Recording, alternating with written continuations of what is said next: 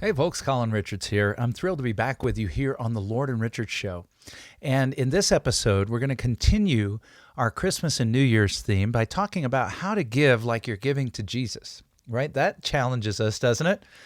You know, as we talk to people every single day, I'm blessed to work with some of the most generous people I think you could ever find. The clients at Lord and Richards are truly gracious, generous people.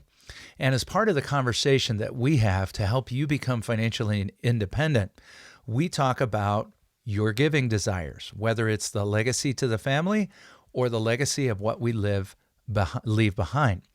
And so many times, this is just something we don't get around to giving serious thought to, right? We're more worried and focused on how do I make sure I get through my own retirement.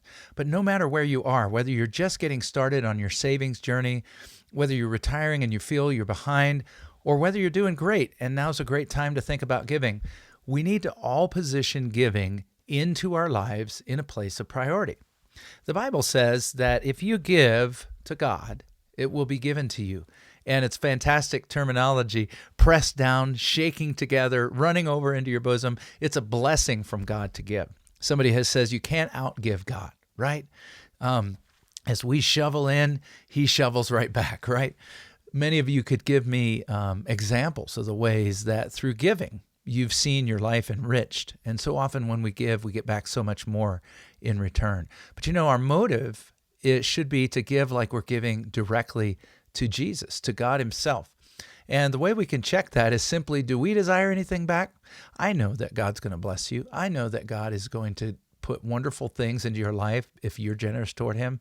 But that really shouldn't be the motive. The motive should be out of a pure heart of love, right? The way we give to our loved ones. Here at Christmas time, we are focused on giving. We're buying presents. We're trying to express our love. And though love can't be quantified with dollars, nonetheless, the very act of giving, especially if it's sacrificial, is a gesture of love. So how can you become more organized in this so that you don't have to constantly come back to the subject and reevaluate, but you can put in place a giving plan, just like we have plans for income and retirement, for our estate, for taxes, for market risk, all the key elements of financial planning. Why not have a plan to give? There are a few vessels, tools that you can give to that you can exercise a lot of control of in order to gain not only tax advantage, but also to benefit from the timing of your gift. For example, donor advised funds. It's a simple way to put money into a fund that allows you to advise that fund as to where the money should go, where it should be given. And you can collect dollars in there. You can give in a year that's tax advantageous to you and then distribute at another time. So it allows you to kind of heap up or to stack your giving in years when it'll give you the most tax benefit and then distribute it out at the time when it's most needed. Another vehicle that you can use is called a foundation. Some of you say, well, my giving is quite simple. I give directly to my church. That's wonderful.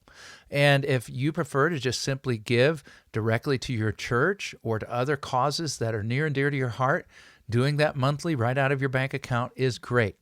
The problem these days is with our tax code, some of you aren't getting the full benefit of that giving.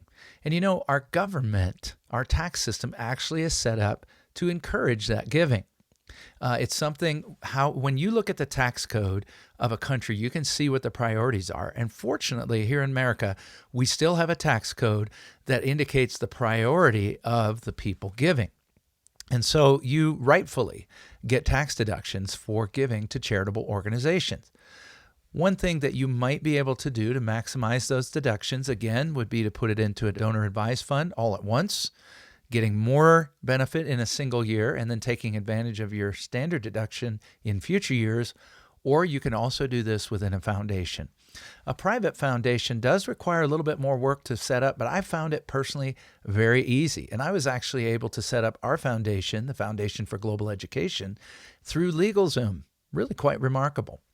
And you can even gain 501c3 tax-exempt status. This allows you through a private foundation to give when it suits you and distribute when it's in the best interest of those that you're giving to. And it might mean that you also get the opportunity to have a little bit greater impact on the world while you're still alive and get your kids involved so that they can have a greater impact when you're gone. So donor advised funds and foundations are two great tools. Now, many people are confused about trusts. Trusts are organizational documents. They don't automatically protect your assets. They don't automatically get you tax exemption or anything like that. A typical revocable living trust, which is what most people have, is an I love you document to your family. It helps organize things on your death, but it's not going to save them taxes. It's not going to get them out of estate taxes. It's not going to keep your IRAs from being taxed. However, an irrevocable trust has a little bit different arrangement and may be a valuable tax tool for some of you. And using an irrevocable trust, you can perhaps move assets out of your estate, avoiding estate taxes, and also positioning them for maximum impact. Nonetheless, you still need to have investment tools within the irrevocable trust. And of course, assets need to be granted to that trust. So it all does require quite a bit more effort and work involving an attorney. The good news here is that Lord & Richards, we have a wonderful attorney that is happy to sit down with our clients at no cost and counsel you through that process. And should you or others choose to have a will, a trust, powers of attorney, these critical documents done, he'll do it at a greatly reduced rate. And so these are some of the planning tools that some of you might want to inquire about, take advantage of. And of course, we're happy to talk to you about this. Both giving while you're living and estate planning are critical topics that require a good deal of preparation. But the good news is you don't have to do it yourself. Some of you out there are do-it-yourselfers. Others of you would love to have a trusted advisor come along and help you build a plan to maximize your giving, maximize your tax advantage through your giving, and allow you to have a greater impact on this world, both while you're alive and when you pass those assets on.